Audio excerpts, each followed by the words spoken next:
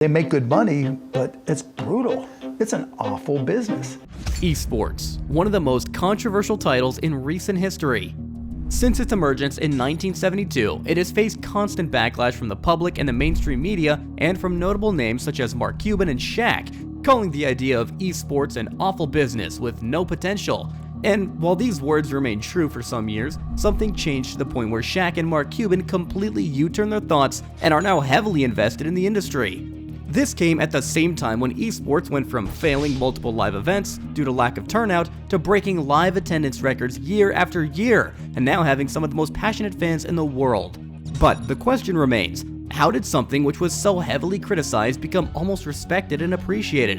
And when was that turning point? This is kind of crazy. Well, to get the answer, we must go back in time to how this all started.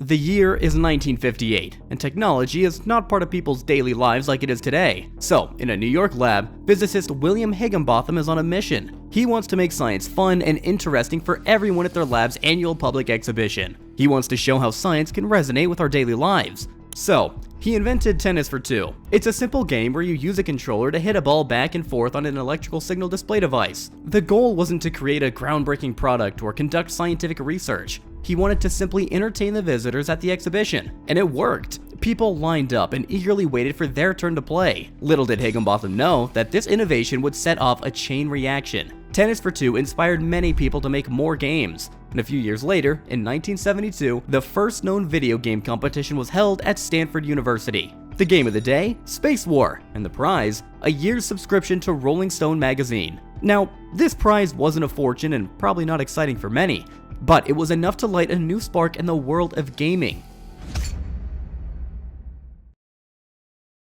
Before the internet boom, video games were limited to a few lucky folks at arcades or internet cafes. But with the democratization of the internet, gaming went mainstream. Now, anyone could jump into the action and compete in online esports tournaments. Take 1997 for example, when the Red Annihilation tournament took the gaming world by storm. This online competition centered around the game Quake and attracted over 2,000 competitors. The prize, you might ask? $5,000 and a gorgeous Ferrari 328 GTS. Who wouldn't want to win that? This car and cash was taken by Dennis Thresh Fong, who then became the first professional video gamer. As we moved into the 2000s, esports really started to take off.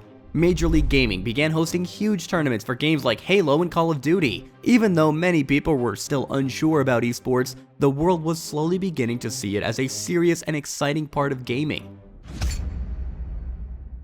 Now, the acceptance of esports was slow in the beginning. Many gamers were becoming professionals, but things were still not looking good for them. There was close to no mainstream media coverage. Sports news outlets pretty much ignored esports. However, when gaming did get attention, it was for the wrong reasons. Stories often sensationalized negative aspects, such as violence in video games, addiction, and the perceived antisocial behavior of games. This created a negative vibe around esports. Many people couldn't wrap their heads around the idea of video games being considered real sports because they didn't involve physical activity like traditional sports do. For older folks who grew up with soccer or basketball, video games seemed more like a hobby than a serious competition.